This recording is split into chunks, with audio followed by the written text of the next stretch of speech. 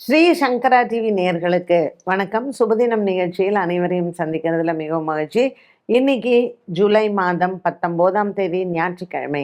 இந்த நாளுக்கான 12 ராசிக்கும் பலன் மற்றும் பரிகாரத்தை பார்க்கலாம். இன்னைக்கு என்ன சிறப்பு அப்படின்னு பார்த்தீங்கன்னா, ஆடி மாசத்துல முதல் ஞாயிற்றுக்கிழமை.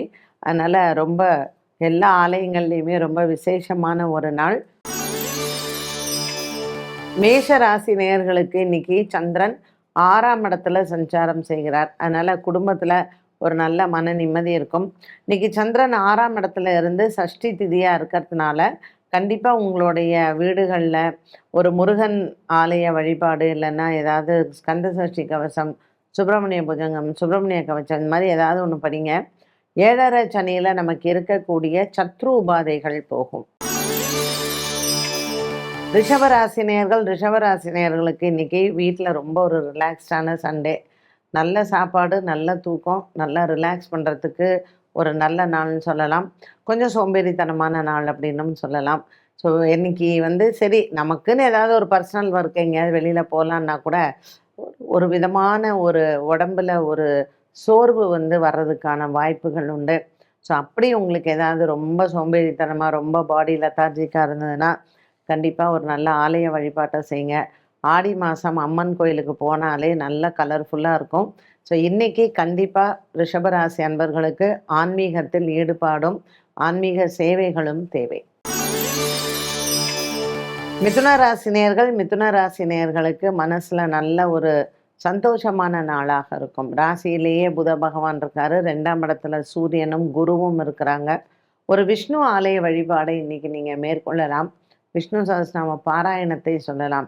இந்த விஷ்ணு ஆலய வழிபாட்டில் மனசில் நல்ல ஒரு நிறைவு, சந்தோஷம் நிச்சயமாக உண்டு. ஆரோக்கியம், மன நிம்மதி இன்று உங்களுக்கு நல்ல ஒரு நிம்மதி பெருமூச்சு விடக்கூடிய நாள். கடகராசி அன்பர்களுக்கு ராசிநாதன் சந்திரன் 3ஆம் இடத்தில் இருக்காரு. ஸோ குடும்பத்தில் நல்ல ஒரு ஓய்வு எடுக்கக்கூடிய ஒரு நல்ல ஞாயிற்றுக்கிழமையாக அமைகிறது. ஆடி மாதம் ஞாயிற்றுக்கிழமையாக இருப்பதனால் ஒரு அம்மன் ஆலய வழிபாட்டை மேற்கொள்ளலாம். கண்டிப்பாக இந்த ஆஷாட நவராத்திரி நடக்கக்கூடிய இந்த டைமில் வாராகி அம்மன் வழிபாடு கடகராசி அன்பர்களுக்கு ரொம்ப சிறந்தது. ராசியில் சூரியனும் குருவும் இருக்கிறதுனால வாராகி அம்மன் வழிபாட்டை மேற்கொள்ளலாம். சிம்மராசி அன்பர்களுக்கு இன்று குடும்ப குழப்பங்கள் தீரும். ஞாயிற்றுக்கிழமையான இன்று கோதுமை தானம் செய்து பசுமாட்டை நீங்கள் இன்னைக்கு பராமரிக்கிறதோ இல்லை பசுமாட்டுக்கு உணவளிக்கிறதோ மிக மிக சிறந்தது. இன்றைய நாளில் உங்களினுடைய எண்ணங்கள் நிறைவேறும். சிம்மராசி அன்பர்களுக்கு இன்று பல மாதங்களாக இருந்து வந்த குடும்ப சுமை குறையும். கன்னிராசி அன்பர்களுக்கு இன்னைக்கு ராசியில் சந்திரன் 7ல் சனி.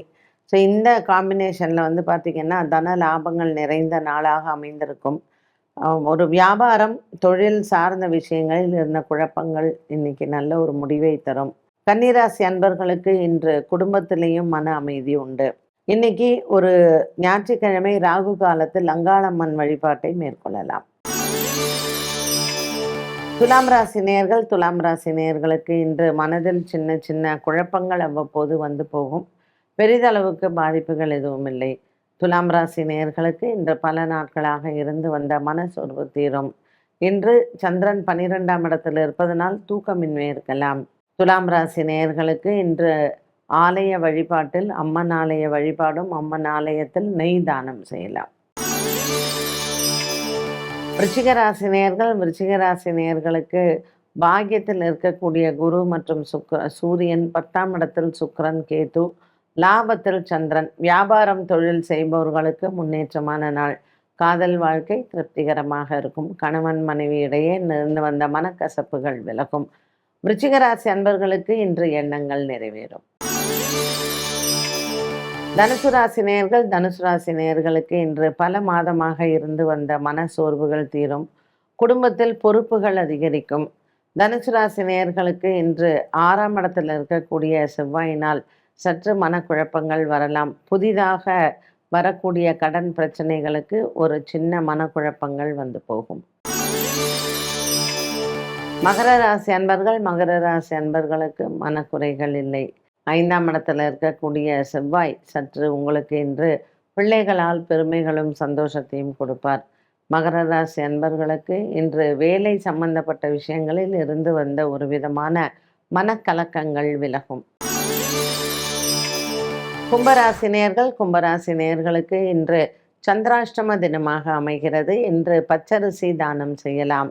8ஆம் இடத்தில் இருக்கக்கூடிய சந்திரன் மற்றும் 5ஆம் இடத்தில் இருக்கக்கூடிய புதன் இரண்டுமே இவர்களுக்கு மாலை நேரத்தில் சாதக பலனை கொடுக்கும். இன்று விநாயகர் ஆலய வழிபாடும் முருகன் ஆலய வழிபாடும் சிறந்தது. மீனராசிக்காரர்களுக்கு இன்று மன துயரம் இல்லை. 4ஆம் இடத்தில் இருக்கக்கூடிய புத பகவான் மன அமைதியை கொடுப்பார்.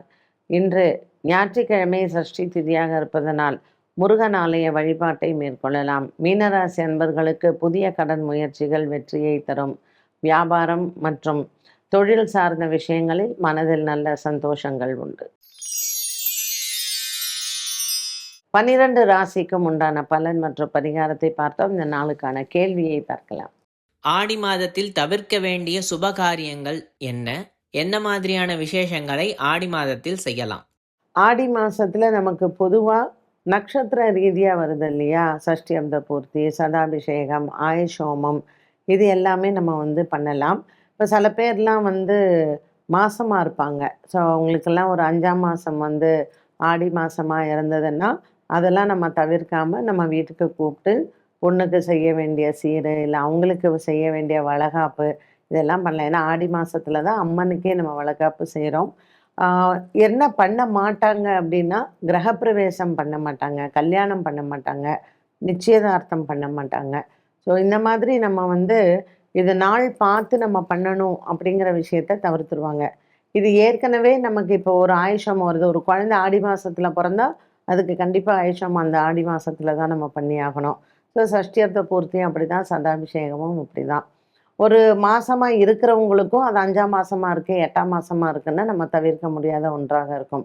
ஸோ உங்கள் வீட்டுப்படி நீங்கள் மாசமாக இருக்கிறவங்களுக்கு அந்த மாசத்துல அவங்களுக்கு அது ஆடி மாசமாக இருந்தாலும் ஒரு 7ஆம் மாதம் சீமந்தம் பண்ணுறதோ, 5ஆம் மாதம் பண்ணுறதோ, இல்லை 9ஆம் மாதம் பண்ணுறதோ, இது எதுவாக இருந்தாலும் இதை நீங்கள் தாராளமாக செய்யலாம். கண்டிப்பாக ஆடி மாதத்தில் அதுவும் பூர நட்சத்திரம் வரும்பொழுது நம்ம இந்த சீமந்தம் பண்ணுறது அப்படிங்கிறது ரொம்ப சிறப்பு.